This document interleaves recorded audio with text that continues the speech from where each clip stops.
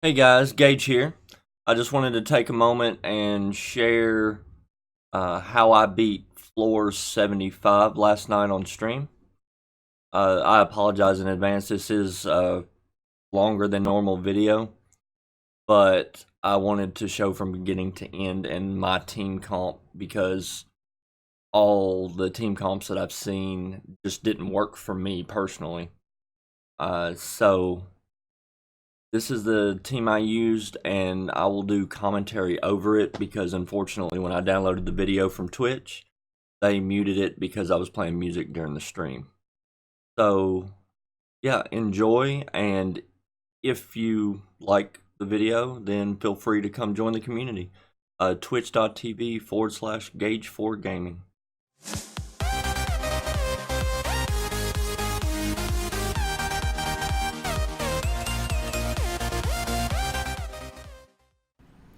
Okay, so I was watching a few other videos, and I saw a team that used Horus, Dark Kindle, Arendelle, and Faria. I was trying it, and I was getting very close every attempt. I was just running out of turns. I believe the reason why I was running out of turns is my Horus and my Kindle are fire instead of the traditional dark, and that was causing me problems, of course, because element disadvantage on the water yetis at the end. And I tried it 6, 7 times over 2 days, maybe more than that, and it was frustrating, very frustrating. So I swapped to. I knew I needed the crit buff, so I was looking at my options, and I noticed that the Yetis were weak against magic, and so I thought about a Zillion, specifically the Light Zillion because she provides the crit buff. And then I was reading her other skills for the heal block, and it just clicked. I was like, oh, wow, this would nullify the fairies. So I brought Light Zillion. It took me a while to gear her up because she was sitting there. I just never really used her. I did have her max skilled, but yeah, I ended up 6-starring a dagger for her and moving some gear around from my Fire Zillion to her because I wanted her crit chance to be, or crit damage to be high as well. Other things I also did were moved all the crit damage rings I could find in my inventory to Kindle. Even the ones with flat attack instead of attack percentage. And I mean, it hurt me to do that because I'm a big believer in percent over flat for just about everything.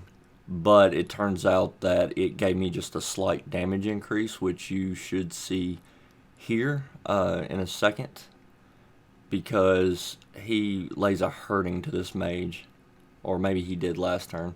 It was a 20k crit last uh, uh, the turn before this.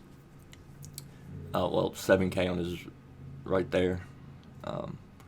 But I realized that Zillion was the key to my victory.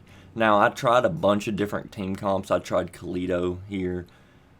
He was just dying way too quick because Yeti on the first wave here is the only physical attacker. So Arendelle's almost a must because of the shield, and he can absorb that initial oncoming magic damage that he's going to receive from the two mages and give your Kindle enough time to wipe them out. Now, this team comp is set up for Kindle to take out the mages and for Zillion to apply the burn and the heal block and all that to whoever you're targeting, so the fairy, you can pretty much ignore the fairy. I'm not worried about the damage increase from the fairy buff because with Arendelle and Faria, they're going with the shields and all the healing that they can do. It really doesn't matter. Now, I also tried a bunch of different people in place of Faria. I tried bringing Fairy for her defense buff and her hit point buff as well as her heal. I've tried bringing Light Aaron, but the issue with Light Aaron that I ran into was that, yes, she can res, but res wastes a turn. What it does is when your tune or when your unit dies, it removes them from that turn. And by the time it gets to Aaron and she reses that unit, it puts them back in the next turn. So you're effectively losing two turns, one from Aaron because she's having 2 res, and then one from your DPS unit or your tank, whoever you're having to res. So Aaron was actually hurting me more than helping. And then I tried bringing in Faria. Now this Faria, I had just leveled to 40. She has no skill ups whatsoever, and it actually turns out completely unnecessary. You don't need a skill up on her. Between her shield and her heal, what you want to do with Faria is shield Arendelle after his shield goes down, because Arendelle's going to take the first turn, move forward to take the attention off of your rest of your team. He's going to shield himself and eat that incoming blast. Depending on what his health is, you want to use Faria's shield and let Arendelle basic attack. That'll heal him back up. Then, after the shield goes down, he can take a little bit more damage and you can heal with Faria. That's an ongoing process, and you'll never have to worry about damage. Another thing I learned with Arendelle is that you don't use Sunder on single target. It doesn't scale as well as his basic attack for a single target, especially when you're shielded, because you get healed for more because you hit for twice on your basic attack. And for each hit, you heal, I think, 10-20% of your health. So, yes, basic attack, any single target, squeeze out that little bit of more damage that you're going to get. At least for me, it was very important. Now, right here, I had to heal my light Zillion because I was dumb. If you're doing your job right on this level, the only person that should be getting hit is Arendelle. So be careful how overzealous you get moving your units forward, because if you lose a DPS unit in this, you might as well just restart it. It's tuned very tightly, at least for me. And I had to rely heavily on crits. Now, fortunately, I do have high crit chance on Kindle, and I've got decent crit chance on Zillion. So between her buff and Kindle's weapon, Kindle has around an effective crit chance of around 50 to 60%. So he's critting often, which was very, very fortunate. Now, I could have moved Kindle higher to get height advantage, or to at least lessen my height disadvantage. But you'll see on the second wave coming up why I did not do that. Because my plan was, the second wave is 2 Yetis. Water one spawns on the right side of the screen, and then a fire one spawns on the left side. I wanted them to go straight to Arendelle, so I moved them right in the middle, and I shielded, because they're going to start off with Avalanche.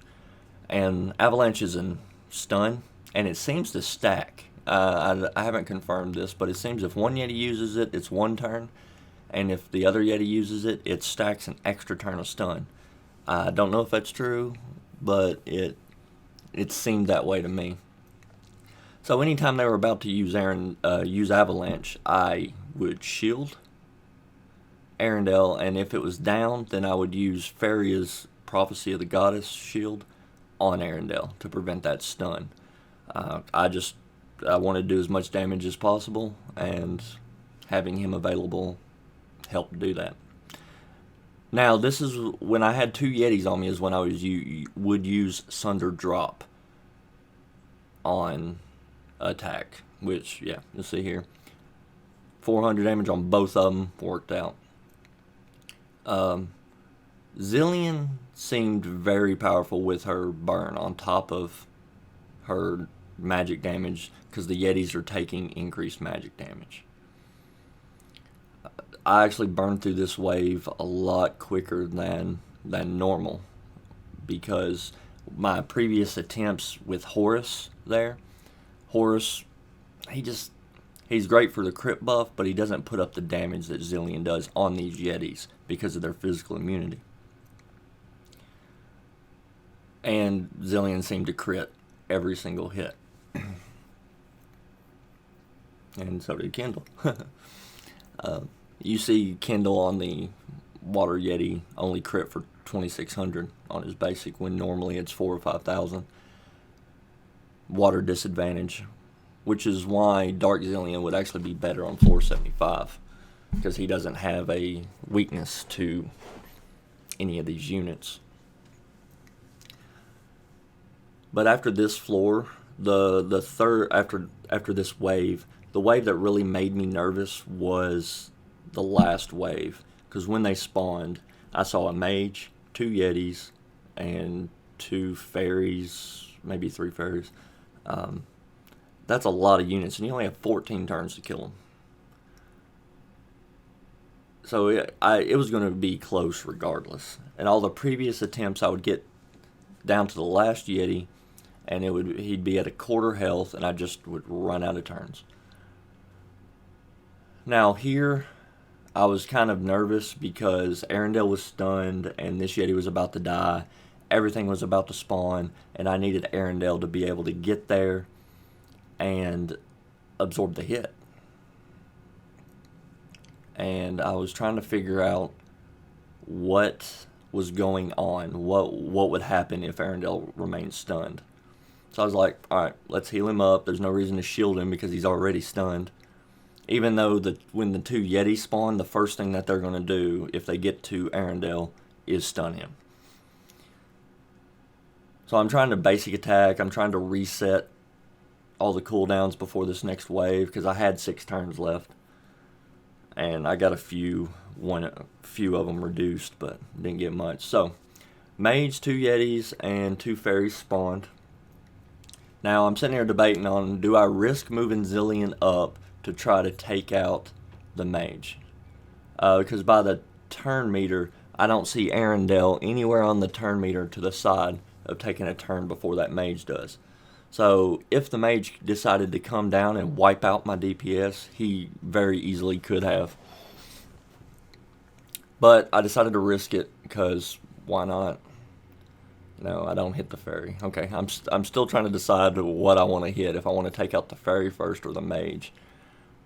But really the only damage threat on this level is the mage. So I decided that, yeah, we need to apply the burn, maybe the heal debuff, maybe we'll get a crit, maybe we won't. Put as much damage on him as I can.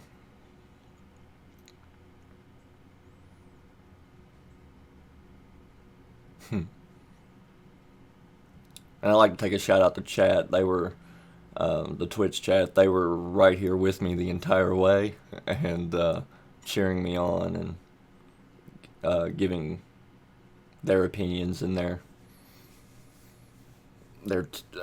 advice. They're really an awesome group of people.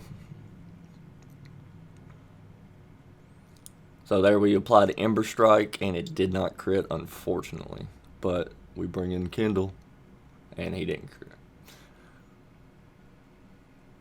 crit. You see my reaction in the video. I'm like, oh no, he's about to hurt me. But Arendelle did pop up that he could take a turn before the mage, which took a lot of stress off of me here. So yeah, it's like, we're shielding, absorb some of that damage. Let's absorb Avalanche from this Yeti here.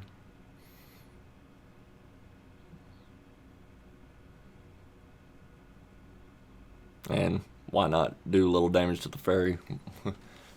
Fairy wasn't going to do anything else. So we're back to Kindle. My goal is still take out that mage as quickly as possible. And Kindle brought the pain. So now it's the fairies. Now the part annoying about the fairies, if you do not have that heal block, is that they just heal each other over and over and over, and it takes extra turns to kill them just because of the healing that they do to each other. Well, Zillion eliminated that need, because honestly, if I wanted to focus the Yeti down without killing the fairies, I could. because of that 80% heal block. Now, I didn't do that because the Yetis aren't really a damage threat to Arendelle at all. Not with Faria there and his shield and everything. So, I wanted to take out the fragile Fairy. Well, fragile is relative. They have a lot of hit points, but they're more fragile than the Yetis are. And I'm taking a lot of risk here because I'm letting Arendelle get low so I can get as much damage spread out as possible. So I do decide to shield him here and let his basic attacks heal him up. I think. Yeah. That way I can take the next turn to do damage with Faria.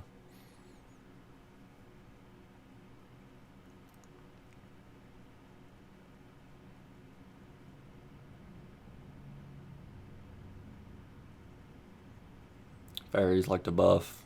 And of course the fairies cultivate in PvE actually boost the attack. It doesn't boost the hit points.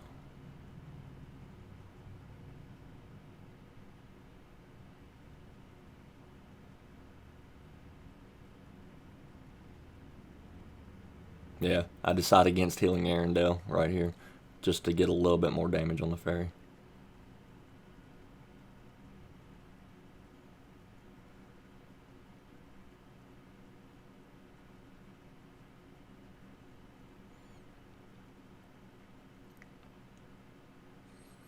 They're healing each other.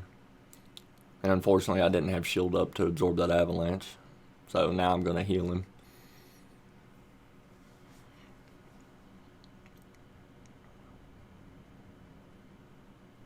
And boom, 20k, 22k damage from Kindle. My favorite units are quickly becoming the Kindle group.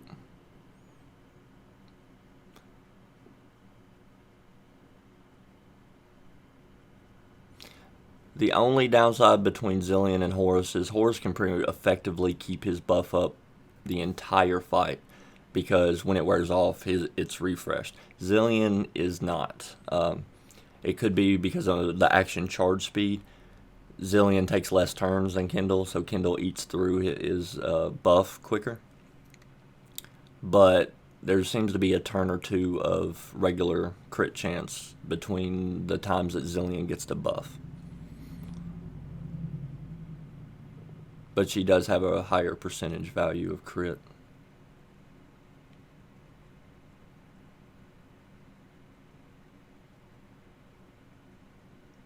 And now I'm just stacking damage on the Yeti. I'm not even really concerned. I couldn't get Zilean over there to hit the fairy. So I decided let's put as much damage on that Yeti as we can because Kindle's going to have a hard time killing it. So let's just kill it with Zilean while we can. And maybe we can get the heal block. Unfortunately, that first attack didn't apply burn. Stacking damage. I was so worried about the turn meter that I was just doing anything I could to get a little bit more damage. And it'll pay off. And wait till you see my reaction at the end of the video. I wish the sound was still available because it was pretty funny. Even I watched it. The chat ended up clipping my reaction at the end, and it's now a command in the stream. Just because when I went back and watched it, it's pretty funny.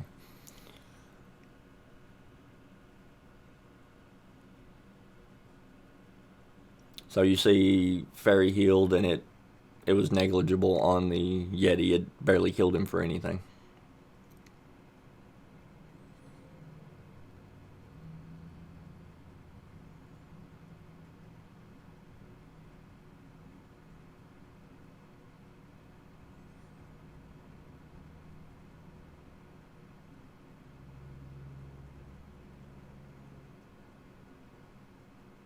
And Arendelle's taking a beating like a champ.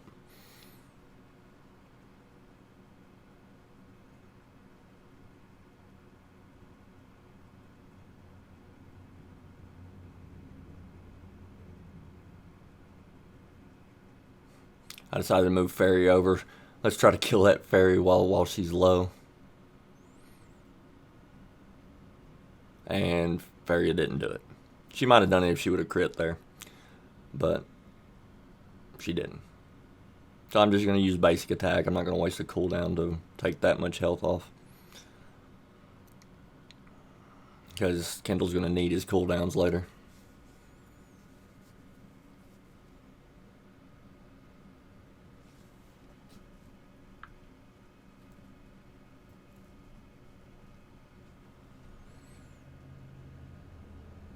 And I'm just cycling that shield in as much as I can.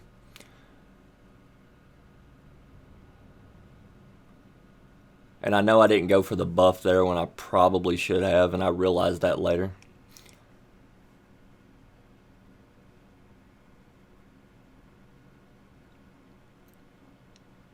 I probably should have taken the buff, taken the opportunity to buff Kendall and everything there. But I was just thinking, kill the Yeti. So I think it's right here where I'm like, oh yeah, I need to buff crit chance. And I was debating on whether I should waste, because I only have 2 turns left. I was thinking, should I waste the turn when Zillion could do a little bit of damage? But the damage that Kendall brings to the team, if he crits, is well worth the... And I think chat even tells me. Yeah, the chat's even telling me, buff. Buff. Now, I do move Arendelle over to get height, because you do less damage if you're attacking from below the unit.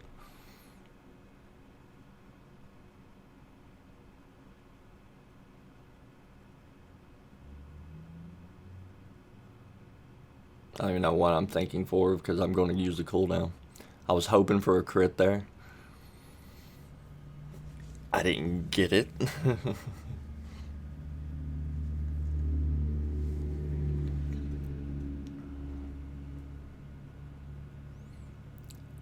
And I'm getting anxious because I'm not getting crits. But then Kendall crit there, coming in clutch when I really needed him to.